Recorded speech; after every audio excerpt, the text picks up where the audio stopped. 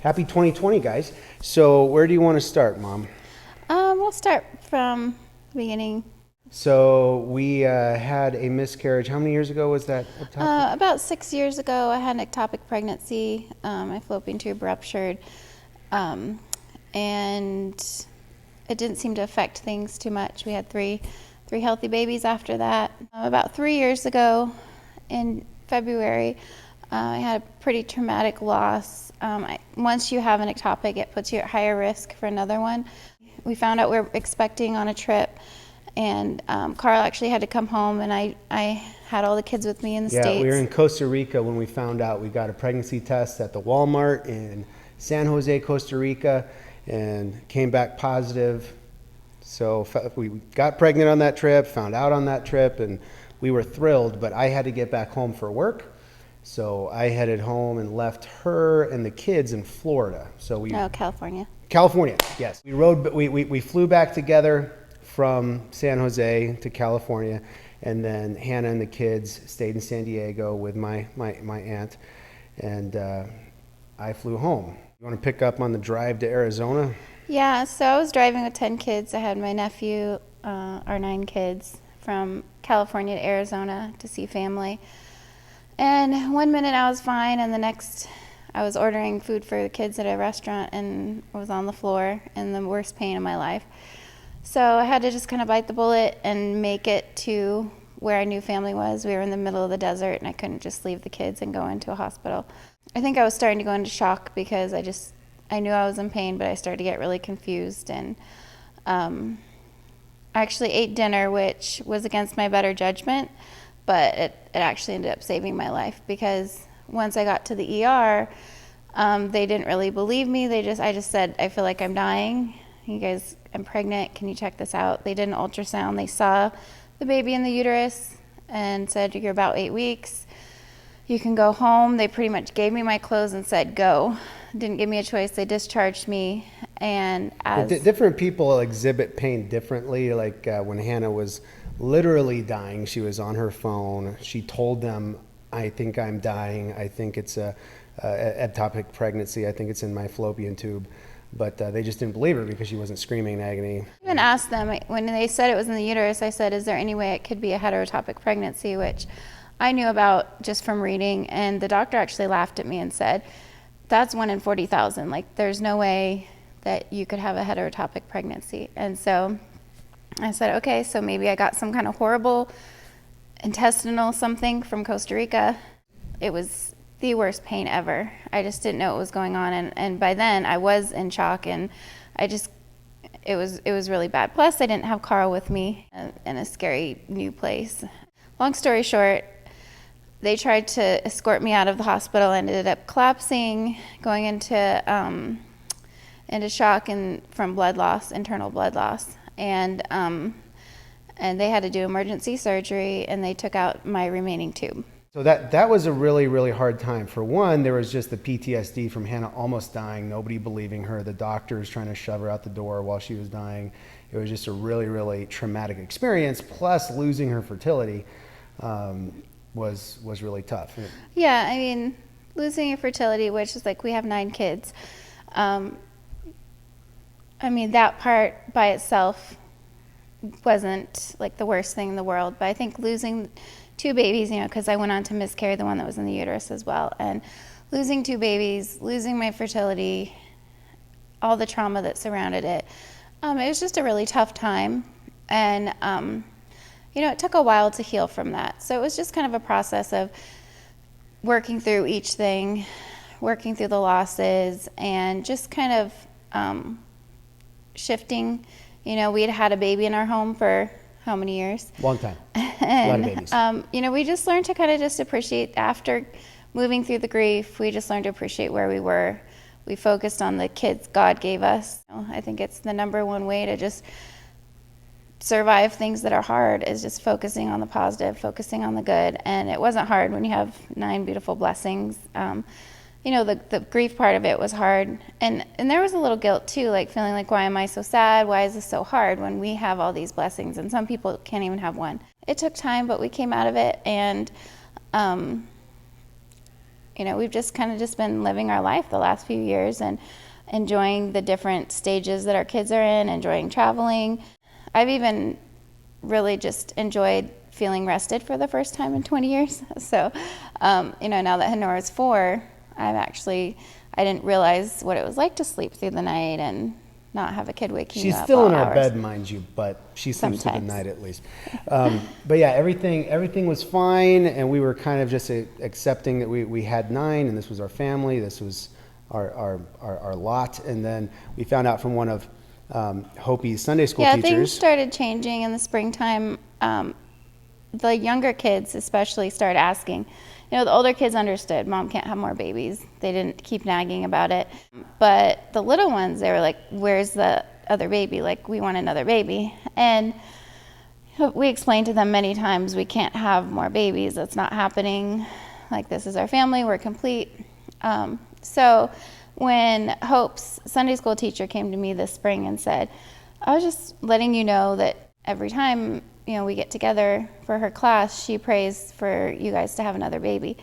And I was like, at first I was like a little frustrated. I was just like, why would she pray that? She knows that we can't have more babies. Like I just felt conflicted. Like part of me was like, oh, that's really sweet. But then I was like, that's just not going to happen. So Kind of like rubbing salt in the wound a little bit, because you know you can't have more. And I wasn't hurt by it because, you know, I had already accepted that, but I was more just like a little sad that I couldn't give that to her. I talked to her about it, and she's like, well, we could still adopt, or God could still give us a baby. And I just kind of like, okay, whatever, you know.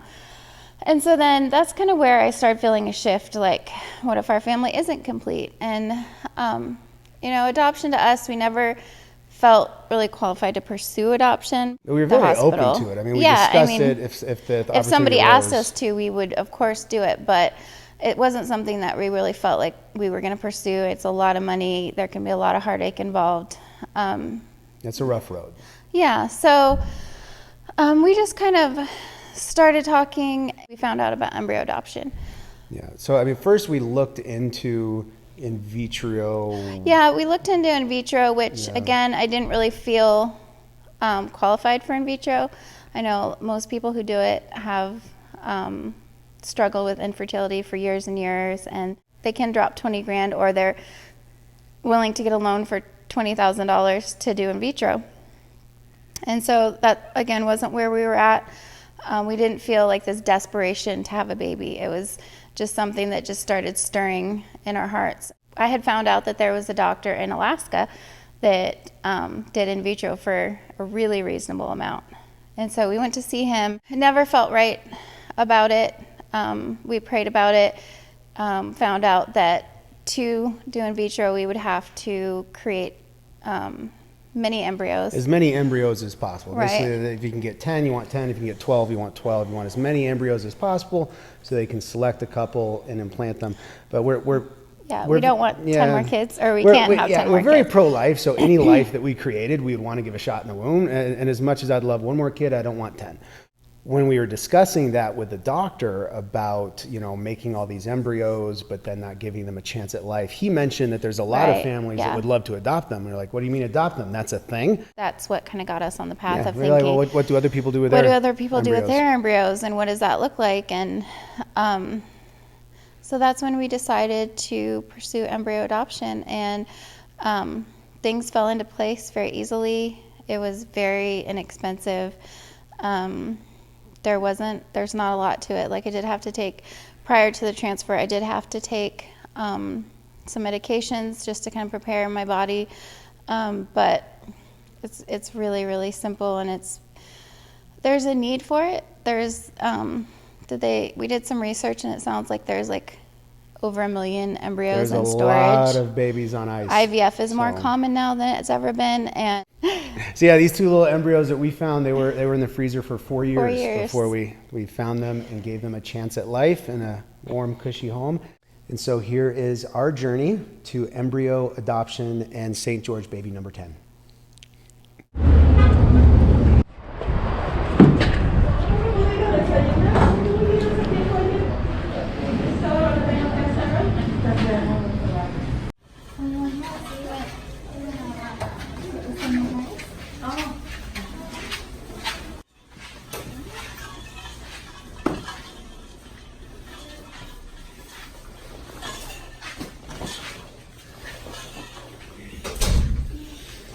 Even doing it this way, the husband's more comfortable. Yeah, that works.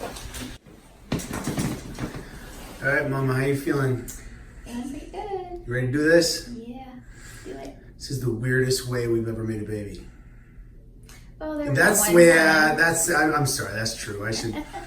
No, it's and really we're not. The baby's already made. We're just gonna give him a little better home than I'm that a freezer. host. I'm gonna be a host. That's pretty much it.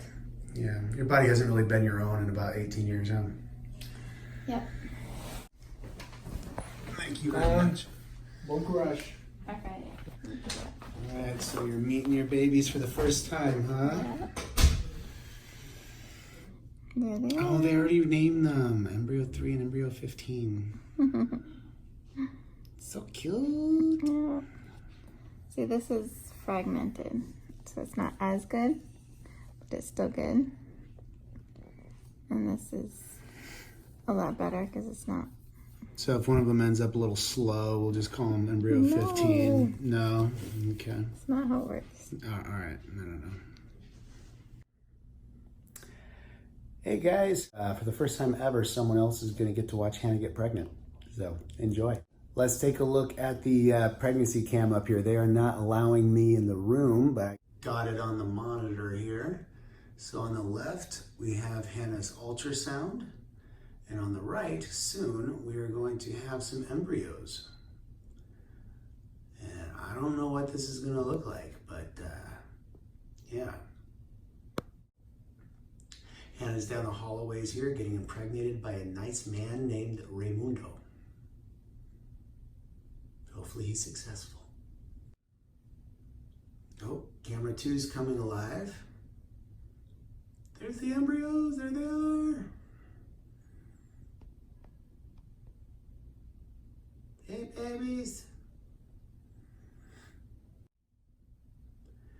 So Hannah has something, I think it's called an endometrium, that they wanted at least like, I don't know, 4 or 5 inches thick or something, and hers is 11. I can't remember the dimensions, but it's like nice cushy bed for these embryos to implant in. So it's gonna be much more comfortable than the freezer that they've been in.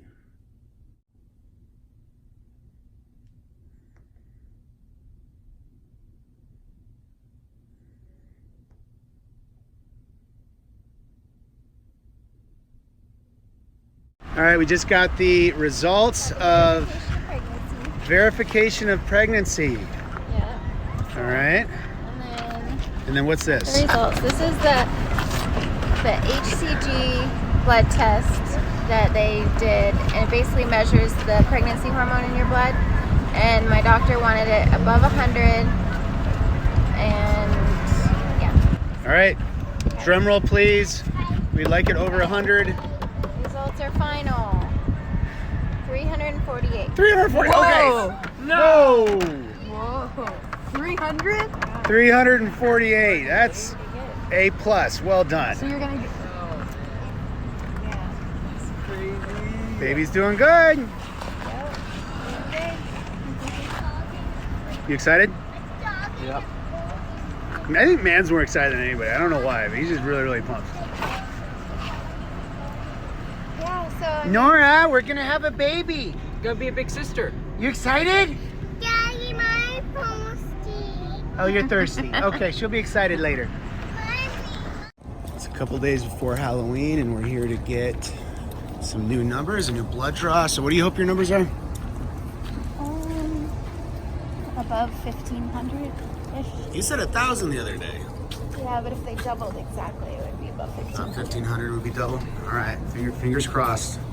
So you're supposed to double what, every 48 hours? Yeah. Okay. Okay, so I just got out of the shower and I found that my results are in for my second blood work. This number is really important because it will tell if it's in a normal range. I personally hope it's above 1,500. That would mean it's in a normal range for singleton. If it's below that, I'll be kind of disappointed because even for singleton, it would be low. So, yeah, I'm super anxious, but I'm trusting God that it'll be a good number. Okay. All right, what do we got? In my count, gotta go to my results. View result. There we go. Okay. What is it? Wow. Okay. It's 3,432. 3,400. Okay, and you were hoping it was over 15 because that would be normal for one. It's so weird too because I haven't been sick. I was just thinking in the shower, like, I haven't been sick. This is so weird. Hope everything's okay, but that's a really good number. Super happy. Wow. That's awesome. That's really high. It's really high. Okay.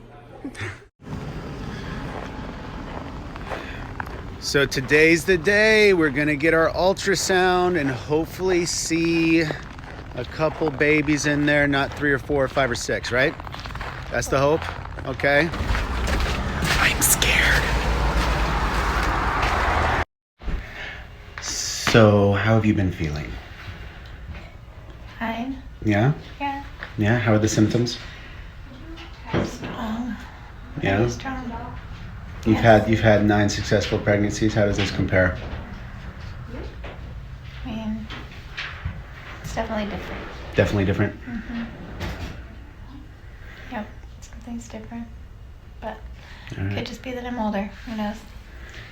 Excited to finally see them on an ultrasound. Last time I saw them, they were itty bitty babies in a straw.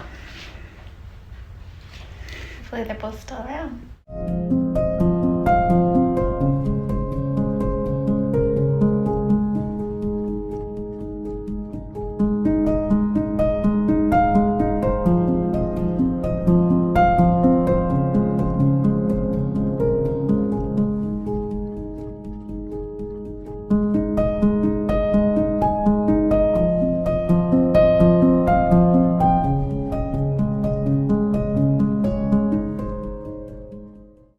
We were really sad to find out that one of the babies didn't make it, especially when Hannah lost her fertility by miscarrying twins. We were kind of excited at the prospect of having twins. Yeah, I've always wanted twins. I think it would be really neat.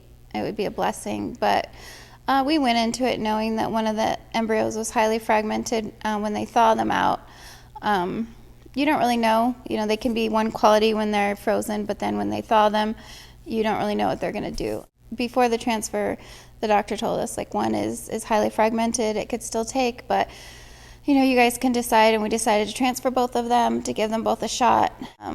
We're so blessed with the one. And I think in some ways he was scared about twins. I was a little nervous. I was a little scared about having 2 2-year-olds. Honestly, the sleep is what I was most nervous about Yeah. too. So, But needless to say, we're happy with our little We're guy. happy with the one, and it was still a good thing. The baby that we lost, it was sitting in a freezer indefinitely and would still be there if we hadn't given it a try. Yeah. And So we gave it a home and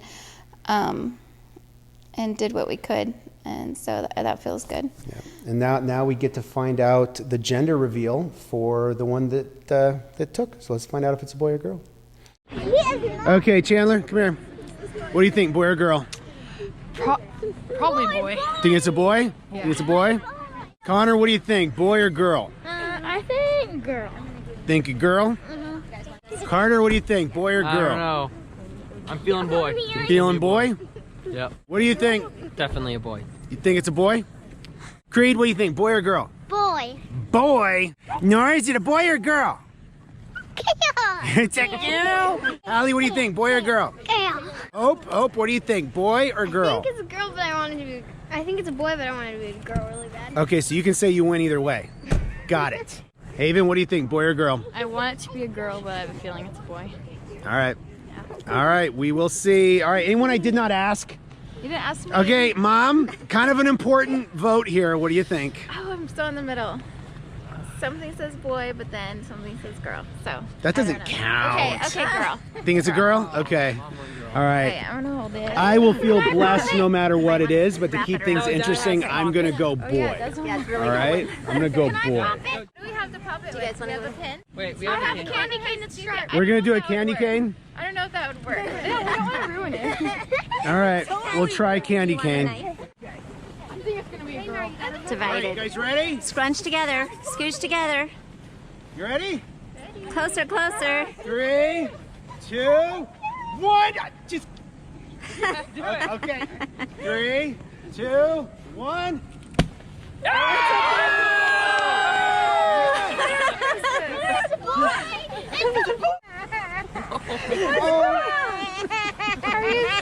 Oh, it's okay, Nora. Baby Cooper, it'll be great. It'll be so fun. When it's a baby, they're fine. They don't get stinky until like 3. Hello. Sister Nora. She's not taking this so well.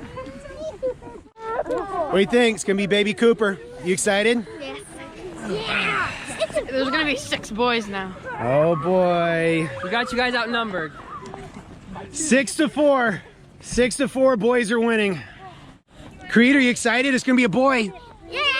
Are you gonna be a good big brother? Yeah. All right.